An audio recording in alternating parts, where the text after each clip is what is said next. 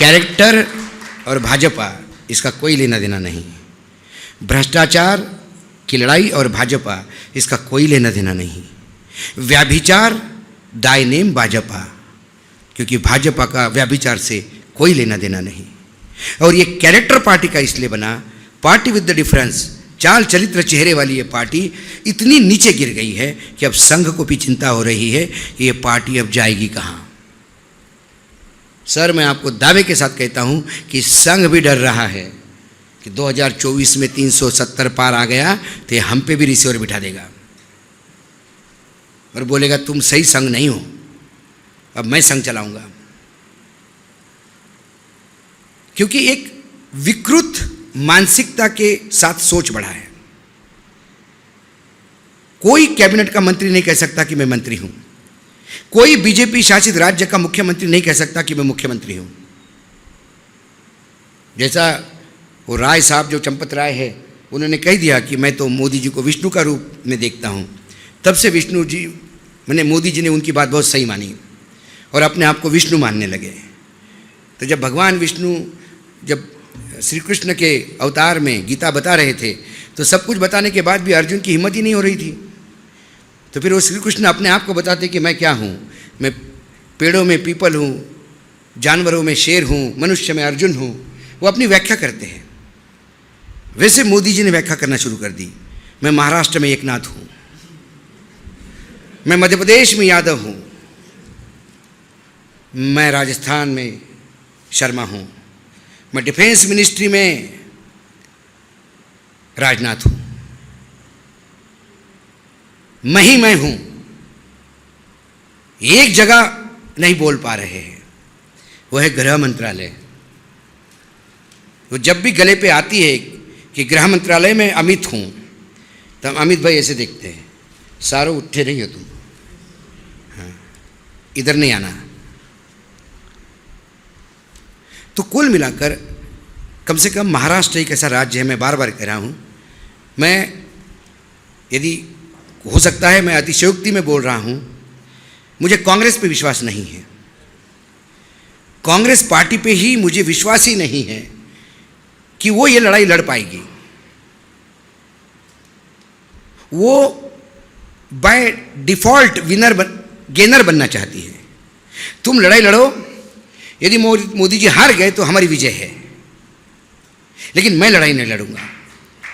तो अभी लड़ाई का जो मुख्य है वो है क्षेत्रीय पार्टियां। मुझे ममता बनर्जी से बहुत आशा है, मुझे अखिलेश से आशा है, मुझे तेजस्वी से आशा है, मुझे उद्धव से आशा है, शरद पवार से, स्टैलिन से, इन लोगों से आशा है कि ये कम से कम अपने, और महाराष्ट्र 48 सीटों का प्रदेश है, मैं बता रहा हूं आपको, महाराष्ट्र 2024 तय करेगा। मैं बार बार बोल रहा हूं, महाराष्ट्र में यदि 30 सीटों का गड्ढा हो गया तो आपने लड़ाई जीत ली।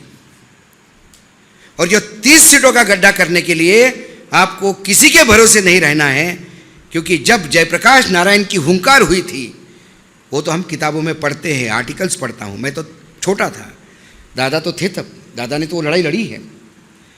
तब कोई राजनीतिक दल या राजनीतिक नेता ने लड़ाई लड़ी नहीं थी, जनता रास्ते पे आ गई थी।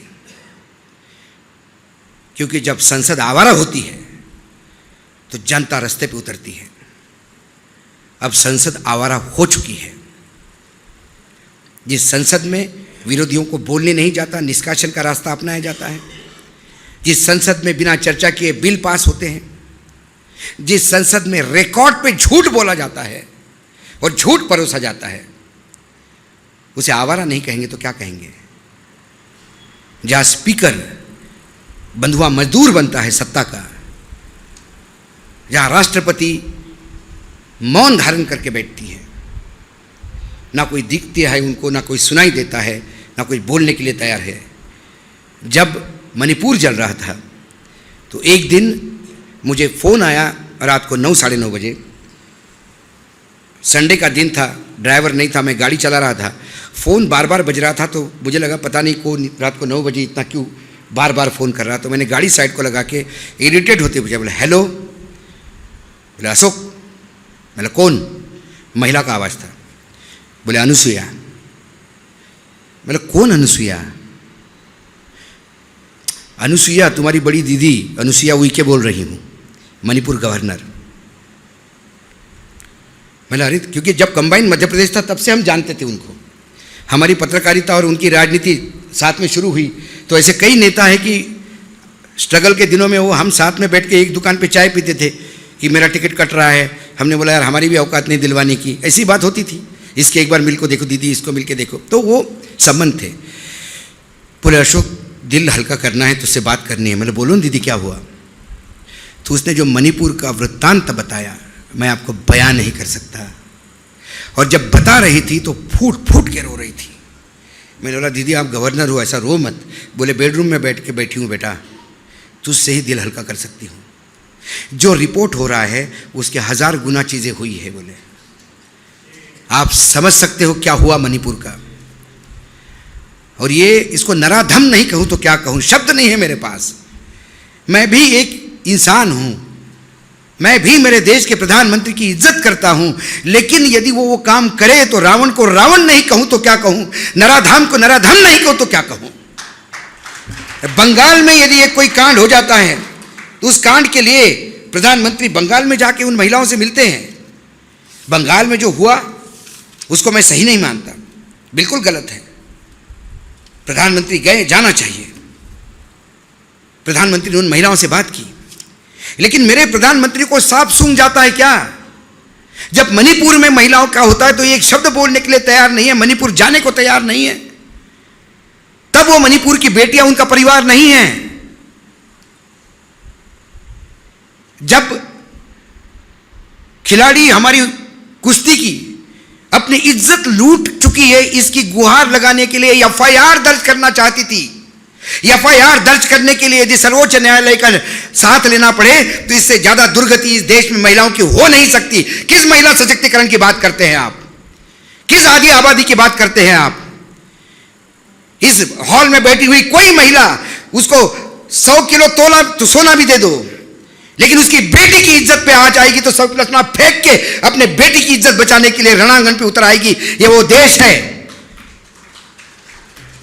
आप बोलते हो महिला सशक्तिकरण, उन लड़कियों को आपके पुलिस ने जूतों से रोंदा है क्योंकि एक गुंडे के खिलाफ वो एफआईआर दर्ज करना चाहती है और वो गुंडा आपका सांसद है तो 1-2 सीटें आपको जितवाता है उत्तर प्रदेश में। गुजरात लॉ कॉलेज अभी का एक्सपीरियंस, अभी का है, ज़्यादा नहीं।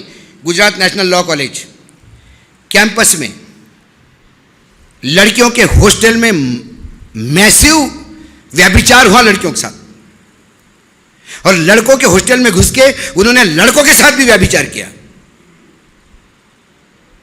यूनिवर्सिटी ने खबरें दबा दी। रजिस्ट्रार ने कहा कि ऐसा कुछ हुआ ही नहीं हमारी यूनिवर्सिटी में। एक लड़की ने अपनी पीड़ा सोशल मीडिया पे दी।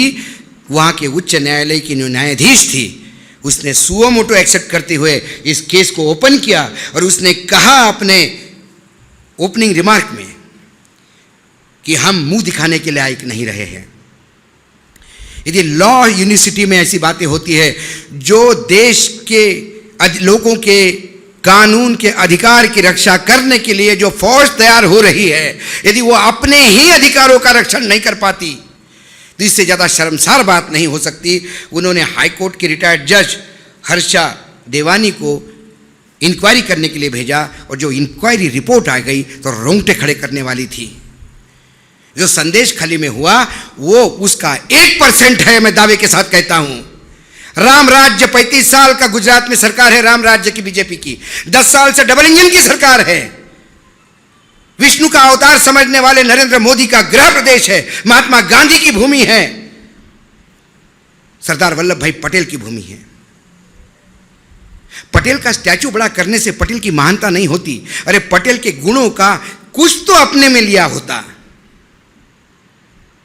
प्रधानमंत्री गए क्या? उसके बाद 4 बार गुजरात गए। लॉ यूनिवर्सिटी की वो लड़कियों को मिलने नहीं गए। शर्म आती है। वो लड़कियां पाकिस्तान की हैं, चाइना से आई हुई है। 145 करोड़ इस देशवासियों में से वो नहीं हैं।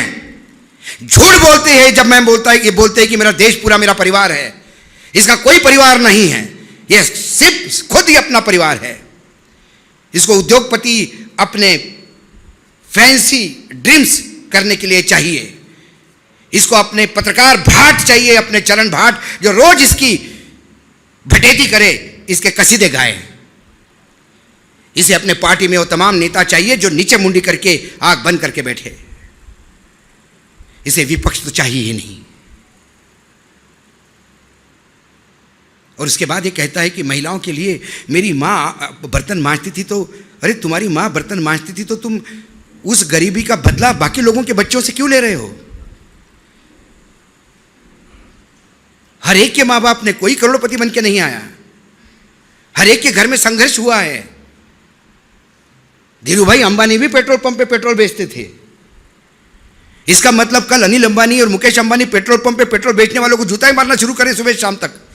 इस साल मेरा बाप बैठता था, मेरे को बड़ा बुरा लग रहा है। इनके पास मुंह नहीं है सवाल खोलने का। और इसके बाद भी देश का विकास, मैं बोलता हूं कहाँ है विकास? पैरामीटर्स मेरे पास आइए। देश का विकास कहाँ है? बोले जीएसटी बढ़ा। जीएसटी बढ़ा, जीएसटी से बड़ा फ्रॉड नहीं है।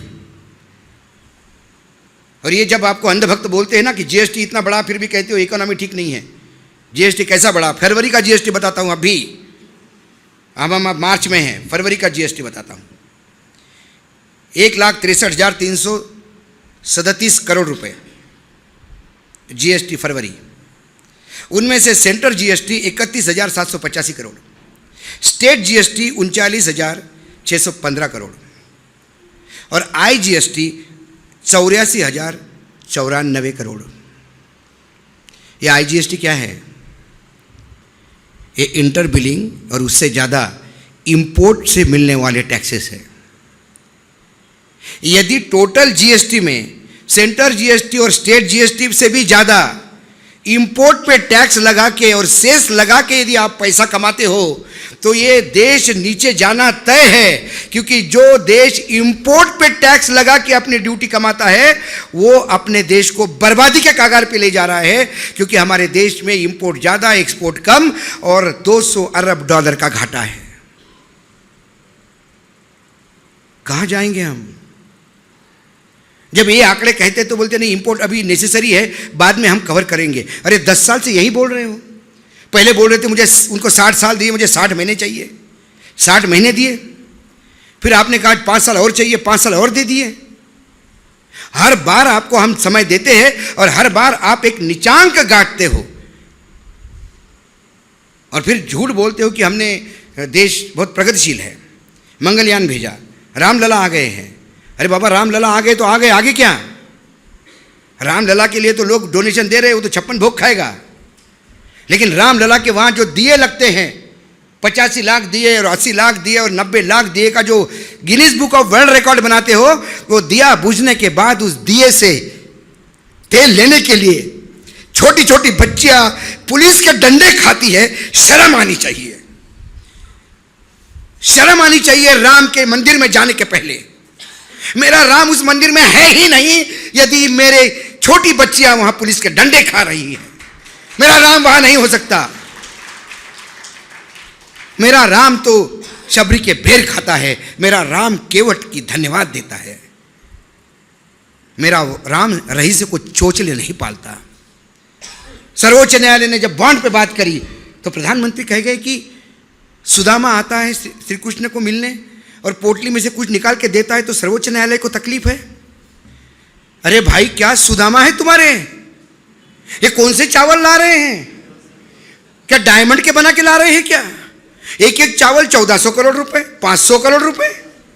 और यदि ऐसे सुदामा इस देश में हैं तो फिर हमारी और अपनी जगह कहाँ है दादा? ढूंढे आध्यात्म में ढूंढो को सुदामा से भी गरीब कोई था क्या?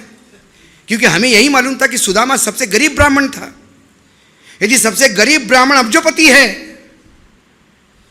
तो फिर मैं और आप कहाँ, मतलब हमारी जगह कहाँ है? हम पाताल में जाएं? बेशरम, सब बेच के खाया है। और ये वस्तु स्थिति आपको बतानी है लोगों के सामने। ये चीजें सामने लानी होगी। ऐसा नहीं कि यहाँ आके भाषण दे के, मतलब कीड़ा नहीं है भाषण देने का, ये मेरा प्रोफेशन ही नहीं है। मैं भाषण देने वाला नहीं हूँ। हम 10-10 मिनट पे 5-5 मिनट के प्रोग्राम करने वाले लोग हैं, 1 घंटा बोलने की बात नहीं है। लेकिन लगता है कि जब फेल सब हो गए तो किसी ना किसी को तो गांडी उठाना होगा। तुनीर पे तो बाण चढ़ाने होंगे, बाण तो चलाने होंगे।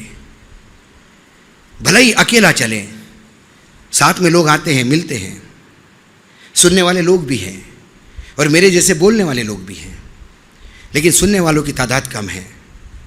हो सकता है डर के नहीं सुनते होंगे, हो सकता है कि एक अदृश्य मनमोहन देसाई की पिक्चर के सपने में रहना चाहते हो, इसलिए सच्चाई देखना नहीं चाहते।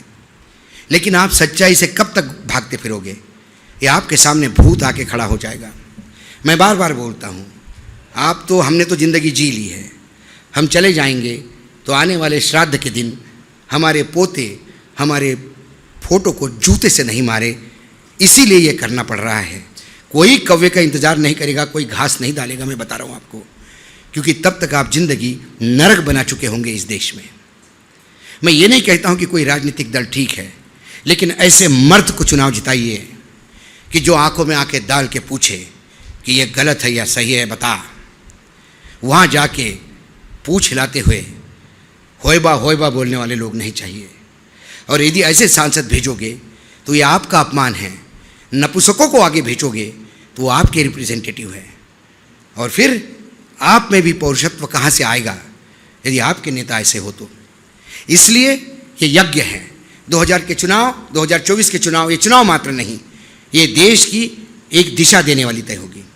और यदि ये देश उस गर्त में चला जाएगा तो फिर 100 साल लड़ाई लड़नी पड़ेगी। मैं बता रहा हूँ आपको, 100 साल लड़ाई लड़ने के बाद आपको फिर एक नए सूरज के इंतज़ार करना पड़ेगा। लेकिन क्या भारत भूमि पे 100 साल का कोई अभिशाप है? मुगल आ गए 100 साल चले गए, अंग्रेज़ आ गए 100 साल चलेंगे, और ये फैसिस्ट लोग आएंगे, धर्मांध लोग आएंगे और ये 100 साल राज करेंगे। देश बचेगा नहीं। ये देश को बचाना है। हमने और आपने क्या खोया होगा, लेकिन जिन लोगों ने खोया वो ऊपर बैठे हैं। एक दिन हमको भी ऊपर जाना है, जवाब तो देना है। वहाँ कम से कम नज़र में नज़र तो मिला सकते हैं कि हाँ, हमने जितना हो सका उतना तो किया, बाकी सब जाने। इसीलिए मैं धन्यवाद देता हूँ दादा को। दादा ने कहा, मैं आज पढ़ रहा था, बहुत बढ़िया, एक बहुत बड़े सटायरिस्ट थे, व्यंग्यकार, हरिशंकर परसाई, मध्य प्रदेश में बहुत ज़बरदस्त व्यंग्यकार। तो मेरा सौभाग्य रहा कि मैंने उनको आमने सामने देखा है, ब्लड फ्लैश में। मैंने उनका इंटरव्यू किया है और बहुत जिंदा दिल इंसान थे, लेकिन वो अंतिम दिनों में थे। उनके 6 महीने बाद उनका देहांत ही हो गया, तो मैं उतना ही सौभाग्यशाली समझता हूँ। तो उन्होंने कुछ लाइनें लिखी हैं। चंदा मांगने वाला और चंदा देने वाला एक दूसरे की शरीर की गंध बाखूबी पहचानते हैं। लेने वाला गंध से जान लेता है ये देगा या नहीं, और देने वाला भी मांगने वाले शरीर की गंध समझ लेता है कि यह बिना लिए टल जाएगा या नहीं। ये हरिशंकर परसाई ने तब लिखा था जब उन्हें नरेंद्र मोदी नाम के कैरेक्टर के बारे में जानकारी नहीं थी। नहीं तो वो नहीं लिखते। वो ये लिखते कि वर्तमान में जिसको चंदा लेना है वो आगे जो भी सज्जन आए उसके शरीर पे केमिकल डाल के गंध पैदा कर लेगा कि मुझे गंध आ रही है, तू चंदा देगा। बोले माए बाप मैं नहीं, गंध आ रही है, ईडी सीबीआई बाहर बैठी है, देख ले, देगा। तो डरो मत, ये बहुत बड़ा शूरवीर नहीं है। जो आपको डराता है उससे बड़ा डरपोक कोई नहीं होता। और इसके कई उदाहरण मैं देता हूँ, और एक मोदी जी का स्वयं का उदाहरण मैं दूंगा। और ये कोई झूठ नहीं है, ये रिकॉर्डेड बात है, ये आपको पुलिस की डायरी में रिकॉर्ड मिलेगा। बात ये हुई है कि मोदी जी नए नए चीफ मिनिस्टर बने थे और गांधीनगर में नया राजधानी बना था, तो सारे बंगले मंत्रियों की एक तरफ और एंड में बड़ा बंगला मुख्यमंत्री का। रात में धड़म करके आवाज़ आई। मुख्यमंत्री जी जो पैर में था, जो शरीर पे था, वो लेके भागे घर के बाहर और जोर जोर से चिल्लाने लगे, गाड़ी खोलो, गाड़ी खोलो, गाड़ी खोलो। गाड़ी बुलेट प्रूफ थी। तुरंत ड्राइवर रात के 1:30-2 बजे नींद में भागा आया, उसके पास जो भी पहना था, बोला गाड़ी निकालो गाड़ी निकालो। सिक्योरिटी अलर्ट हो गई, सबको गया कि सीएम बाहर निकल रहे हैं, कहाँ जा रहे हैं किसको पता नहीं। डीजी तक बात हो गई, सारी पुलिस वाले रास्ते पे आ गए, सीएम कहाँ जा रहे हैं, सीएम कहाँ जा रहे हैं। सीएम अहमदनगर की तरफ अहमदाबाद की तरफ निकले तो रास्ते में सब डीजी वगैरह सब आ गए, घेर लिया। बोले सर क्या हुआ? फिर ये गाड़ी से भी उतरने में बाहर डर रहे थे तो इन्होंने कांच नीचे की। बोला बम से हमला हुआ है घर पे। सबके पैरों की जमीन खिसक गई, नरेंद्र मोदी के घर पे बम पे हमला। उसके बाद इन्वेस्टिगेशन हुआ, उनको सेफ जगह पे लेके जाया गया, सारे लोग लग गए इन्वेस्टिगेशन में। हुआ यूँ था कि पीछे से एक बाईपास जा रहा था, उस बाईपास पे एक ट्रक का टायर फट गया था। समझा बुझा के उनको वापस लाया गया, लेकिन पुलिस डायरी में वो दर्ज हुआ मामला कि सूचना मुख्यमंत्री के घर पे बम से हमला, और फिर बाद ही दर्ज हुआ वो टायर फटा पाया गया। ये रिकॉर्डेड है। तो आप डरो मत, अब की बार 300 पार, अब की बार 700 पार, ये वार क्राई है। चेहरे पे वो ताकत नहीं है। अब की बार 130 पार के लाले पड़े हैं, 270 के आंकड़े पे पहुंचने में मुश्किल हो रही है। तो आप इस बात से निश्चिंत रहिए। आप टेलीविज़न के सर्वे पे, लोगों के भाषणों पे, इन पे मत जाइए। मैं हमेशा कहता हूँ कि हर हर महादेव का नारा तो हर युद्ध में लगता था छत्रपति शिवाजी महाराज से। वो नारा तो पानीपत में भी लगा ना, पानीपत हुआ ना। तो ये नारा जोश देने के लिए होता है। तो ये 370 पार और 300 पार जो है वो बीजेपी के कार्यकर्ताओं के लिए है, मतदाताओं के लिए नहीं है। मतदाताओं के लिए ये आर पार की लड़ाई है, और मतदाताओं को इस बार प्रजातंत्र को पार करना है। मतदाताओं को ये देखना है कि इस बार ये रावण सीता को लेके लंका ना पहुंचे। ये कलयुग के जटायु है, हम सीता को उतार के वापस लाएंगे, इस विश्वास के साथ। और आपसे गुजारिश है कि ये विचार आप पहुंचाइए, लोगों तक बोलिए। मुझे लोग टाइगर कहते हो, दीपक शर्मा उसको चश्मा लगाया दादा। एक हाथी को कोई टाइगर कहता है क्या? मैं तो हमेशा कहता हूँ। तो मैं टाइगर नहीं हूँ, आप सब टाइगर हैं। आप सुनने आए हैं, ये भी बहुत बड़ी अचीवमेंट है।